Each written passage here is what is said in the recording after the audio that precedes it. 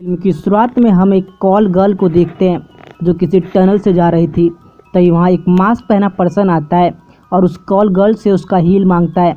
जब वो call girl उस मास्क पहने पर्सन को अपना एक हील देती है तो पर्सन उसी के हील से कॉल गर्ल को मार मार के जान से मार देता है। इसके बाद हमें 30 साल पहले की स्टोरी को दिखाया जाता है जहाँ हम एक लेडी को अपनी ब्यूटी को निहारते हुए देखते हैं। दरअसल वो लेडी सेल्फ ऑब्सेस्ड थी, मतलब वो अपने आप से ही प्यार करती थी और इसी के लिए उसने अपने शरीर पर कई बार सर्जरी कराई थी ताकि वो और सुंदर दिख सके। इसके बाद वो अपने एक्स हस्बैंड को कॉल लगाकर उससे पैसे की डिमांड करती है जिससे वो और सुंदर दिखने के लिए सर्जरी करा सके। इसके बाद वहाँ उसका बेटा आता है जिसे देख उसकी मॉम कहती है कि वो कल अपने चेहरे की सर्जरी के लिए जा रही है ताकि वो और यंग दिख सके। ये सुन उसका बेटा उसे ना जाने के लिए कहता है और उसी के साथ रहने को कहता है बिकॉज वो उसको ज़रा भी टाइम नहीं देती थी। ये सुन वो लेडी अपने बेटे को डांट कर भगा देती है और अगले दिन वो सर्जरी के लिए हॉस्पिटल जाने लगती है। वहीं उसका बेटा अपनी मॉम को जाते देख रोने लगता है। हॉस्पिटल में एक डॉक्टर उस लेडी के पास आकर एक कॉन्ट्रैक्ट साइन करवाता है जिसमें लिखा था कि ऑपरेशन करते टाइम अगर वो उसे कुछ हो जाता है तो उसमें डॉक्टर और नर्स की कोई भी रिस्पॉन्सिबिलिटी नहीं होगी। वहीं वो लेडी अपनी ब्यूटी को बढ़ाने के लिए कॉन्ट्रैक्ट पर साइन कर देती है। ऑपरेशन थिएटर में ऑपरेशन करते वक्त वो लेडी दम तोड़ देती है। इसे देख वहाँ खड़ी नर्स घबराने लगती है पर डॉक्टर कहता है कि हमने इसे इस सिचुएशन के बारे में पहले ही बताया था और कॉन्ट्रैक्ट भी साइन करा रखा था तो इसमें हमारी कोई गलती नहीं है।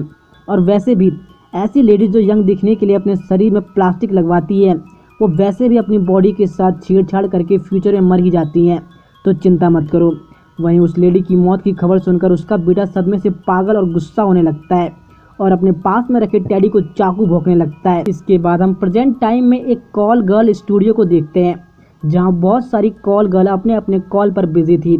उन्हीं में से हम तानिया और क्लोडिया नाम की दो कॉल गर्ल को देखते हैं जो स्टूडियो की पॉपुलर कॉल गर्ल थी।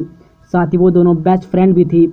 जब टाइम ब्रेक होता है तो वो सब लड़कियां अपनी अपनी ब्यूटी को और निखारने के लिए क्या क्या करती हैं वो बताने लगती है, जहाँ उनकी बातों से हमें मालूम चलता है कि उन सब ने कभी ना कभी प्लास्टिक सर्जरी कराई थी ताकि वो यंग दिख सके। इसके बाद विक्टोरिया नाम की एक लड़की कहती है कि ली नाम का एम्प्लॉई जो यहीं काम करता है वो उसके पीछे पड़ा है पर मैं उसे पसंद नहीं करती। इसके बाद विक्टोरिया और तानिया मेकअप रूम में जाकर तैयारी करने लगती है पर तभी वहाँ ली आता है और विक्टोरिया से उसकी ब्यूटी की तारीफ करने लगता है पर विक्टोरिया ली को डांट कर वहाँ से चली जाती है। इसके बाद तानिया क्लोडिया के पास जाकर उससे कल मॉल में जाकर शॉपिंग करने की पूछती है तो क्लोडिया उसे हाँ कह देती है और इसके बाद वो दोनों अपने अपने क्लाइंट के साथ बिजी हो जाती है। इसके बाद हमें क्लोडिया के फादर को दिखाया जाता है जो अपने घर में एक कॉल गर्ल को बुलाकर लाया था, मतलब वो आदमी अय्याश था। खैर इसके बाद वो उस कॉल गर्ल से कहता है कि मेरी बेटी के सामने तुम डॉक्टर की एक्टिंग करना। दरअसल उसकी बेटी को उसका म्यूजिशियन होना पसंद नहीं है और इस कारण से उन दोनों में बनती नहीं है, पर अब वो उसे वापस लाएगा सो तुम डॉक्टर की एक्टिंग करना। खैर नेक्स्ट डे तानिया और क्लोडिया दोनों शॉपिंग पर जाने की तैयारियां करने लगती है। वहीं हम कॉल गर्ल स्टूडियो के ऑनर जैक को देखते हैं जो नई कॉल गर्ल को ढूंढ रहा था पर जितने भी फ़ोटो उसके पास आए थे उसने सबको रिजेक्ट कर दिया था। इसके बाद वहाँ स्टेफनी नाम की एक लेडी आती है और जैक से उसके कॉल गर्ल स्टूडियो में कॉल गर्ल की जॉब मांगती है और रेफरेंस में तानिया और क्लोडिया का नाम बताती है। उसे देख जैक स्टेफनी को पूरा स्टूडियो घुमाता है और उसे कॉल गर्ल की जॉब दे देता है। वहीं हम विक्टोरिया और उसकी फ्रेंड को रूम में देखते हैं। विक्टोरिया की फ्रेंड उसे क्लब पार्टी में चलने की पूछती है पर विक्टोरिया उसे मना करके टीवी देखने लगती है। ये सुन विक्टोरिया की फ्रेंड वहाँ से अकेले ही क्लब पार्टी में चली जाती है। क्लब पार्टी में पहुँचकर वो तानिया और क्लोडिया के साथ पार्टी एंजॉय करने लगती है पर तभी वहाँ स्टेफनी आती है और तानिया से कहती है कि मैंने तुम जिस कॉलेज गर्ल स्टूडियो में काम करती हो वहाँ अप्लाई किया था और मुझे वो जॉब मिल गई है तो अब से मैं तुम लोगों के साथ काम करने वाली हूँ। उसकी बातों को सुनकर तानिया उसे ताना मारती है जिसे सुन वहाँ बैठी सभी लड़कियाँ हंसने लगती है। ये सुन स्टेफनी वहाँ से चली जाती है और बाद में तानिया और क्लोडिया भी कहीं और निकल जाती है पर वहाँ विक्टोरिया की फ्रेंड लड़कों के साथ डांस करके एंजॉय करने लगती है। उसी क्लब पार्टी में हम दो और कॉल गर्ल्स को देखते हैं जो जैक के कॉल गर्ल स्टूडियो में ही काम करती थी। वो दोनों ली के सामने विक्टोरिया ने उसके बारे में जो गलत गलत बात बोली थी वो उसे बताने लगती है। इसे सुन ली का दिल टूट जाता है और अब वो विक्टोरिया से दूर रहने का डिसीजन लेता है। खैर क्लोडिया के पास उसके अय्याश डैड का कॉल आता है जब वो उनसे बात करती है तो उसका डैड उसे वापस आने के लिए कहता है, पर क्लोडिया अपने डैड को सुनाकर कॉल काट देती है। पर तभी वहाँ वही दो कॉल गर्ल्स आती है जो ली को विक्टोरिया के बारे में बता रही थी, और वो दोनों क्लोडिया और तानिया से भिड़ने लगती है, जिससे उन दो ग्रुप में लड़ाई छिड़ जाती है। पर तभी वहाँ स्टेफनी आकर उनको अलग कर देती है और उन्हें अपने अपने घर भेज देती है।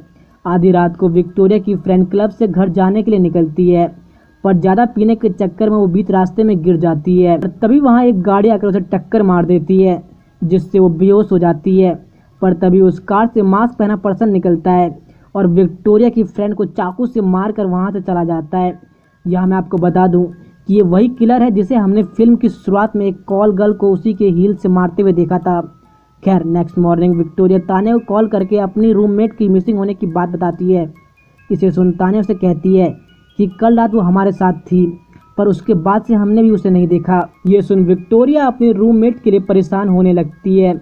वहीं कॉल गर्ल स्टूडियो में क्लीनर लेडी साफ सफाई कर रही होती है, पर तभी वहाँ वही मास्क पहना पर्सन आ जाता है और उस क्लीनर को पकड़कर उसका मुंह फिनाइल में डालकर मार देता है। उस स्टूडियो में विक्टोरिया आती है जो अपनी फ्रेंड को ढूंढ रही थी। ढूंढते ढूंढते वो एक रूम में जाती है जहाँ वो अपने रूममेट का फ़ोन खून से लथपथ देखती है। वो उसे उठा ही रही थी कि उसके पीछे वही मास्क पहना पर्सन आ जाता है और विक्टोरिया के हाथों में चाकू घुसेड़ देता है, और बाद में वो विक्टोरिया के सिर पर वाइन की बोतल मारता है और उसी बोतल के टुकड़े से उसका गला काट देता है और विक्टोरिया को मारकर दूसरे रूम में जाने लगता है। वहीं मेकअप रूम में ली एक न्यू कॉल गर्ल को लाता है और वहाँ की कॉल गर्ल से उसको इंट्रोड्यूस कराने लगता है। पर तभी वहाँ जैक आता है और सभी कॉल गर्ल्स का फ़ोन ले लेता है, बिकॉज उन फ़ोन के कारण सभी गर्ल्स अपना वर्क नहीं कर पाती थी। इसके बाद जैक कंट्रोल रूम में जाकर जॉनी नाम के एक नए एम्प्लॉय को काम समझाने लगता है। वहीं जॉनी वहाँ काम कर रही एक कॉल गर्ल को पसंद कर लेता है। पार्किंग एरिया में दो कॉल गर्ल आपस में बात कर रही होती है, पर तभी उनके चेहरे पर एक कार की लाइट आने लगती है, जिससे गुस्सा होकर वो दोनों उसे डांटने उसके पास जाने लगती है।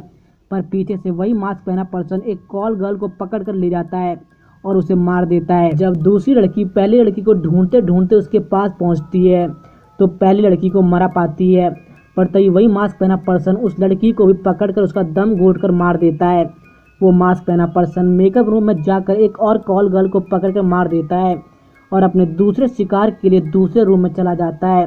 वहीं कंट्रोल रूम में जैक आकर कई लड़कियों को मिसिंग पाता है और गुस्सा करने लगता है कि आखिर काम के वक्त ये लड़कियां कहाँ चली गई। पर तभी क्लोडिया को उसके अय्याश डैड का कॉल आता है, जिसे अटेंड करने के लिए क्लोडिया बाहर चली जाती है। ये देख जैक उस पर गुस्सा करने लगता है, पर क्लोडिया बाहर जाकर अपने अय्याश डैड से बात करने लगती है। वो बात कर ही रही थी, उसके पीछे मास्क पहना पर्सन आकर उसका दम घोंटने लगता है और बाद में वो क्लोडिया को पानी में डुबाकर मार देता है। वहीं क्लोडिया का डैड ये समझता है कि उसकी बेटी नाटक कर रही है और वो गुस्से से फ़ोन तोड़ देता है। वहीं कंट्रोल रूम में एक कॉल गर्ल जॉनी को देख उसके साथ बाथरूम में जाती है, जहां वो दोनों एंजॉय करने लगते हैं।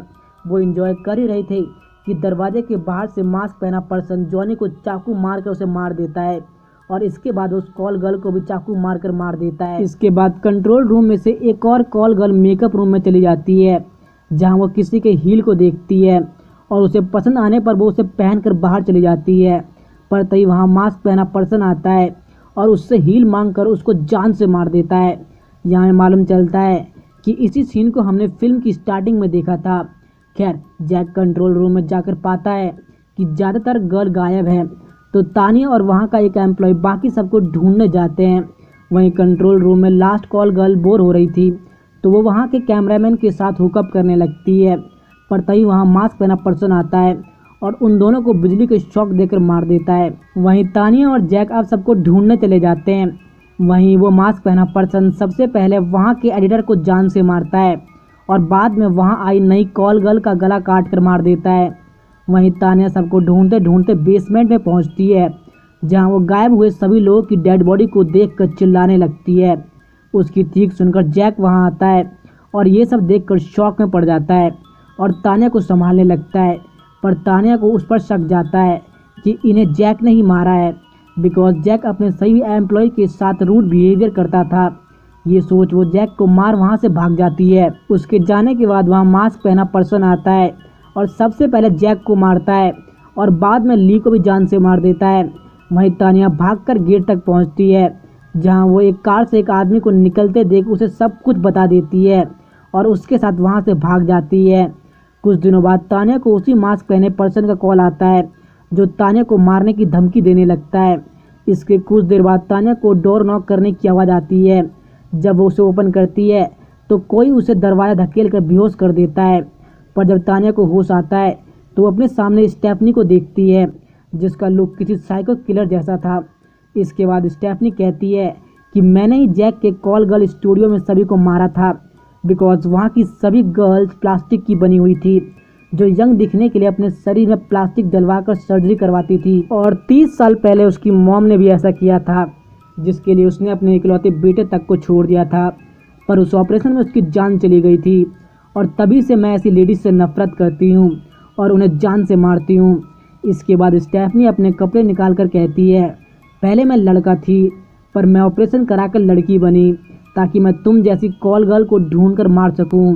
इसके बाद स्टेफनी तानिया के चेहरे पर पेंसिल से मार करने लगती है और बाद में उस जगह की चमड़ी निकाल कर तानिया को मार देती है। दरअसल स्टेफनी के अकॉर्डिंग उसने तानिया के शरीर से प्लास्टिक निकाल कर उसे मारा था। खैर बाद में स्टेफनी तानिया के घर से निकलकर एक और कॉल गर्ल को कॉल लगाती है और बस ये मूवी यहीं ख़त्म हो जाती है।